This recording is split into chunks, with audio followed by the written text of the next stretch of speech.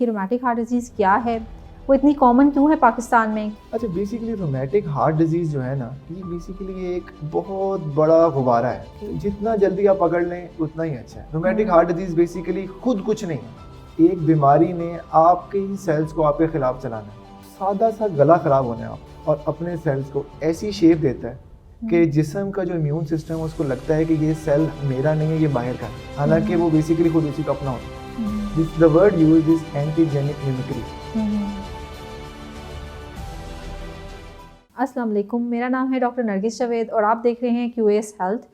This is an initiative taken by Qasim Ali Shah foundation to create public awareness. अच्छा, मेरा पिछले दिनों काफ़ी ज़्यादा पंजाब इंस्टीट्यूट ऑफ कार्डियोलॉजी जाना हुआ और उधर मैंने काफ़ी ऐसे पेशेंट्स देखे जिनको दिल के वाल्व का मसला था।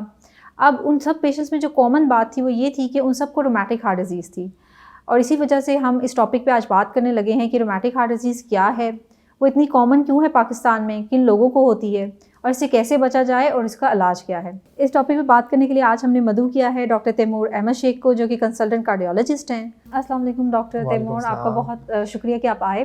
Thank you doctor Nargis. सबसे पहले तो मैं आप लोगों का बहुत थैंक्स कि आप लोगों ने इस इनिशिएटिव में बुलाने के लिए मुझे बुलाया, और सबसे पहले एक इंतहाई अप्रिशिएट करने के वर्ड से स्टार्ट करूँगा मैं, क्योंकि ये एक इंतहाई ज़रूरत थी हमारे लिए कि हम इस टॉपिक पे बात करें और लोगों को समझाएं। मैं आपसे पूछना चाहूँगी कि रोमैटिक हार्ट डिजीज़ है क्या?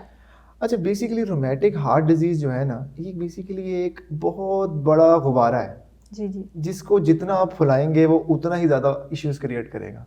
तो जितना जल्दी आप पकड़ लें उतना ही अच्छा है। रोमैटिक हार्ट डिजीज़ बेसिकली खुद कुछ नहीं है। अच्छा।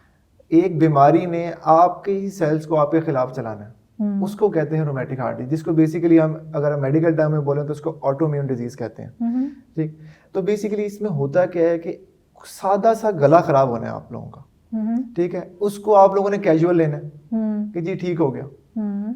अब उस गले खराब ने नेक्स्ट 3 वीक्स में एक खास पॉपुलेशन में, एक खास एज ग्रुप में क्या करना है, वो जो करना है उसको सारे बीमारी को रोमैटिक हार्ट डिजीज कहते हैं। जिसमें टॉप प्रायोरिटी ये होती है कि ये आपके ही सेल्स को और अपने सेल्स को ऐसी शेप देता है कि जिस्म का जो इम्यून सिस्टम है उसको लगता है कि ये सेल मेरा नहीं है, ये बाहर का है, हालांकि वो बेसिकली खुद उसी का अपना होता है।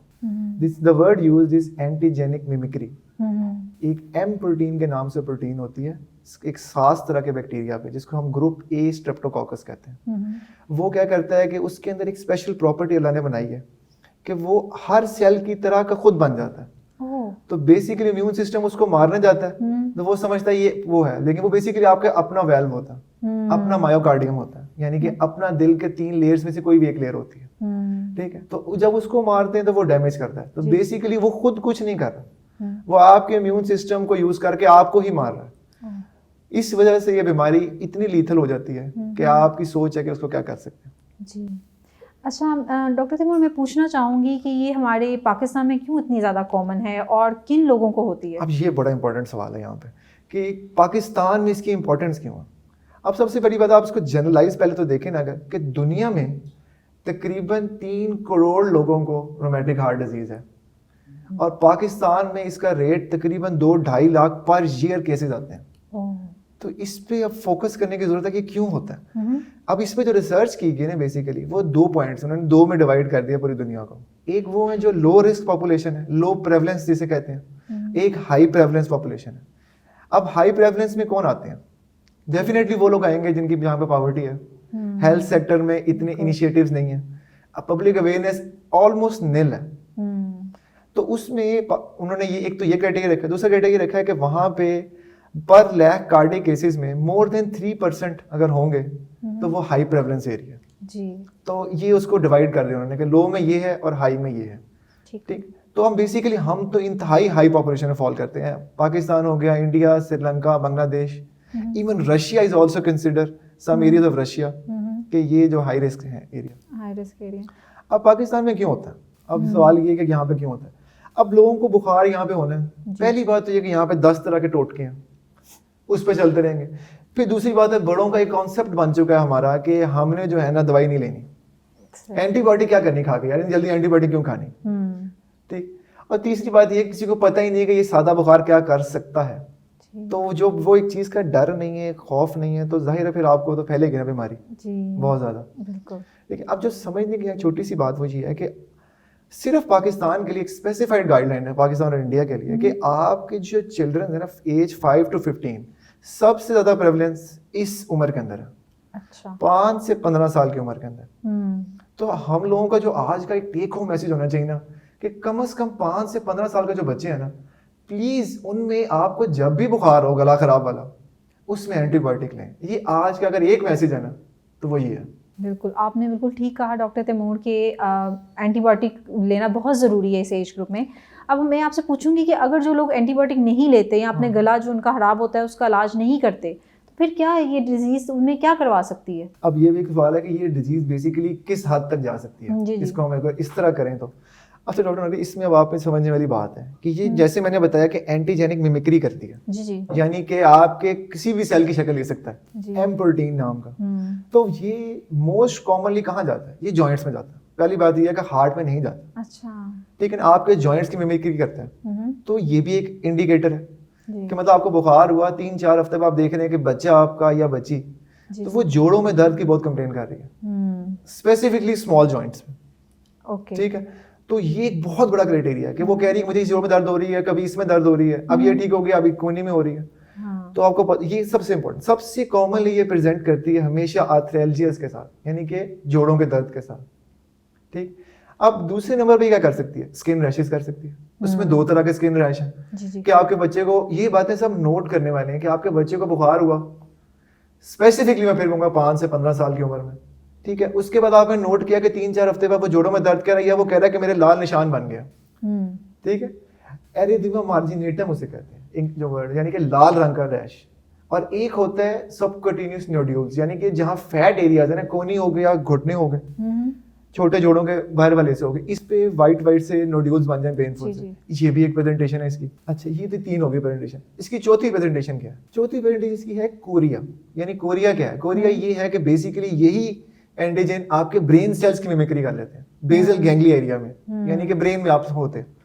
तो अब उसकी वजह से क्या होता है कि आपकी बॉडी की इरेगुलर मूवमेंट शुरू हो जाती है। जी जी कि पेशेंट वैसे ठीक है बिल्कुल, लेकिन कभी वो ऐसे करेगा हाथ, कभी वो, यानी कि Korea is basically dancing irregular movements, यानी कि लंबा से आपका हाथ किया और ऐसे मूवमेंट हो, ये भी एक साइन है। और ये गर्ल्स में ज्यादा कॉमन है। ओके ठीक, अब आ जाते हैं हम जिसके लिए हम बैठे हैं आज, सबसे इंपॉर्टेंट टॉपिक और मोस्ट डेडली कॉम्प्लिकेशन, वो है हार्ट का। जब ठीक है, हार्ट में 3 लेयर्स अल्लाह ने बनाई हुई हैं, एक बाहर वाली, ठीक है, एक दरमियान वाली जिसको मायोकार्डियम, और एक एंडोकार्डियम।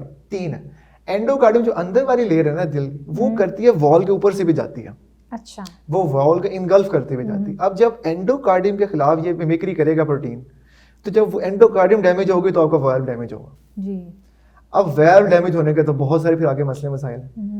ठीक है, तो बेसिकली ये 5 चीजें हैं जो ये वो कर सकती है बीमारी। फिर तुम आप हमें बताएं कि अब इस बीमारी से बचा कैसे जा सकता है और आप ऐसे क्या एहतियात कर सकते हैं जिससे ये बीमारी आपको ना हो? ये बड़ा इंपॉर्टेंट सवाल है कि इसकी क्या, हम कैसे इसको रोक सकते हैं, और अगर हो गया है तो आगे क्या करना है। जी जी बिल्कुल। अब उसमें ये कि डिपेंड करता है कि आपको कार्डियक इन्वॉल्वमेंट हुई है कि नहीं हुई। सबसे पहले हम बात करते हैं कि बुखार को ट्रीट करना। मैं फिर एम्फेसाइज करूंगा कि प्राइमरी प्रिवेंशन, यानी कि जब आपको बीमारी होने से पहले रोकना, ये बहुत ज़रूरी है। 5 से 15 साल के बच्चे, उनमें मेरा फिर रिक्वेस्ट है कि आपका ट्रीटमेंट ये है कि आप उसमें ग्राम पॉजिटिव बैक्टीरिया का कवर लें। आसान लफ्जों में ऑगमेंटन ले लें, वेलोसेफ ले लें, पेनिसिलिन ले लें, ये उनके ट्रीटमेंट। आप ये ले लेंगे, ड्रामेटिकली डिक्रीज हो जाता है इसका रेशियो, लेस देन 1% चल जाता है, 100 से इतना ज्यादा इसका कंट्रोल। अब बात आती है दूसरी तरफ कि अगर ये हो गई बीमारी, जैसा कि हमारे सेटअप में होता है कि हो गई, अब क्या करना जी। अब यहाँ पे 2 बातें आती हैं कि आपका दिल खराब, उसने पट्टे कौन सी वाली लेयर को पकड़ा है। अगर तो उसने एंडोकार्डियम यानी कि वेल्वुलर को इन्वॉल्व नहीं किया तो क्या ट्रीटमेंट करें। अगर उसने वेल्व पकड़ लिया, आप क्या करना। ठीक, अगर तो उसने वेल्व नहीं पकड़ा, सिर्फ आपका कार्डियक मायोकार्डियम में से इन्वॉल्व किया था, ठीक है, तो अब आपने क्या करना है। अब इसकी ट्रीटमेंट है कि आप उसको रोकें, यानी कि एंटीबायोटिक कोर्स स्टार्ट करें, और ठीक होने के बाद भी प्रोफिलैक्सिस करें सेकेंडरी, यानी कि दोबारा होने से ना रोकें।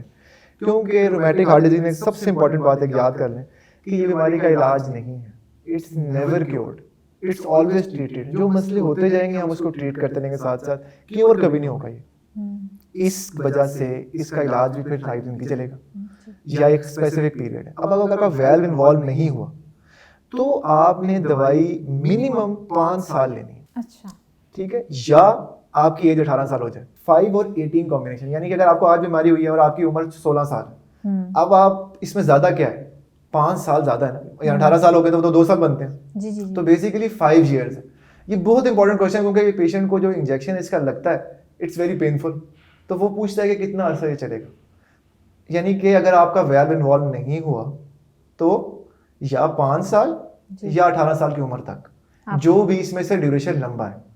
इसी तरह अब अगर वेल्व इन्वॉल्व हो गया और वेल्व इतना इन्वॉल्व नहीं हुआ कि वो रिप्लेस कराया जाए, जी, मॉडरेट इन्वॉल्वमेंट है वैज की, ठीक है, अब उसमें क्या करना है, अब उसमें आपने 10 साल मेडिसिन लेनी है या 25 year ऑफ एज तक, 10-25, जो भी इसमें से लंबा ड्यूरेशन है। इसको मैं आसान लफ्जों में कर दूं कि हमारे पास कॉमनली आते हैं लोग 20 साल 21 साल की लड़कियां या लड़के आते हैं, अब वो कहते हैं जी हमने दवाई लेनी, कितना अरसा लेनी है।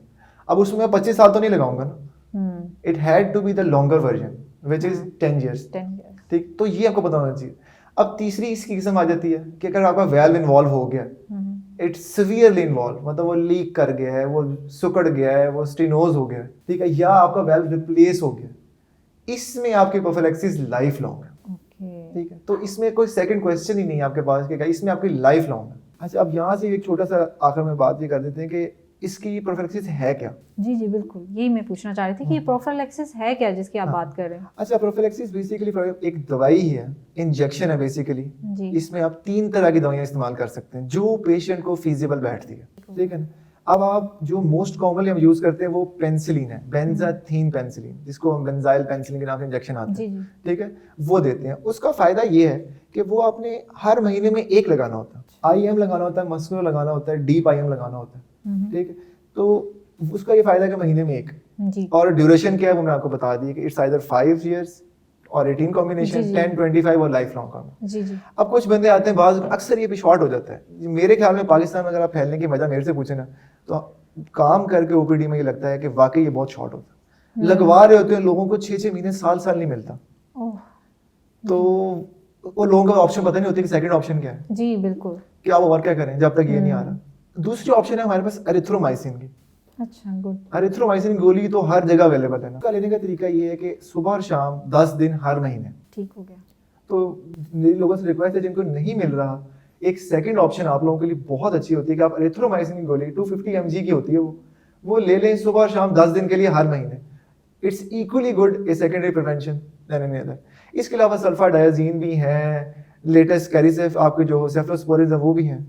तो ये तरीके हैं जिनसे हम रोक। Thank you so much doctor Taimur, आपने इतने इंपॉर्टेंट टॉपिक में आज हमसे बात की और नाजरीन को बताया कि ये टॉपिक किस तरह मतलब इस बीमारी से बचा जा सकता है।